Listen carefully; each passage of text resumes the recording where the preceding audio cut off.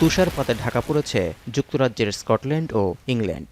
শনিবার আঘাত হানা মৌসুমি ঝড় বার্ডের তাণ্ডবে এখনও কোথাও কোথাও অব্যাহত তুষারঝড়। আয়ারল্যান্ড সহ কোথাও কোথাও ঝরছে বৃষ্টিও। এতে বিদ্যুৎ বিভ্রাটের শিকার হয়েছে কয়েক হাজার বাড়িঘর, খামার এবং ব্যবসা প্রতিষ্ঠান। তুষার শুভ্র বরফে রাস্তাঘাট ঢাকা পড়ায় ব্রিটেনের কিছু রেললাইন এবং রাস্তা বন্ধ হয়ে গেছে। এমনকি ইংল্যান্ডের নিউক্যাসল বিমানবন্দরের রানওয়েও হানা দিয়েছে তুষারঝড়। অনেক ফ্লাইট বাতিল ও বিলম্ব হওয়ায় যাত্রীরা দুর্ভোগের শিকার। ১৬টি জায়গায় বন্যার শঙ্কায় রোববার পর্যন্ত জরুরি আবহাওয়া সতর্কতা জারি রেখেছে কর্তৃপক্ষ। পরিস্থিতি স্বাভাবিক করার চেষ্টায় পুরোদমে চলছে তুষার সরানোর কাজ। এদিকে শীতকালীন ঝড়ের তাণ্ডবে ধুঁকছে যুক্তরাষ্ট্রও। বছরের প্রথম তুষারঝড়ের সাক্ষী হয়েছে নিউ জার্সি ও পেনসিলভেনিয়া সহ বেশ কিছু অংশ। অনেক জায়গায় ২০ ইঞ্চির উপরে জমেছে তুষার।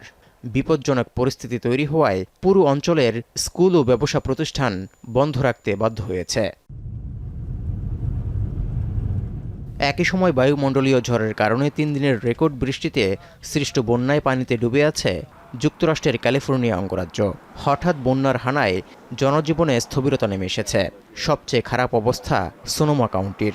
শহরের প্রধান সড়কেও ৩ ফুটের উপরে পানি জমে আছে।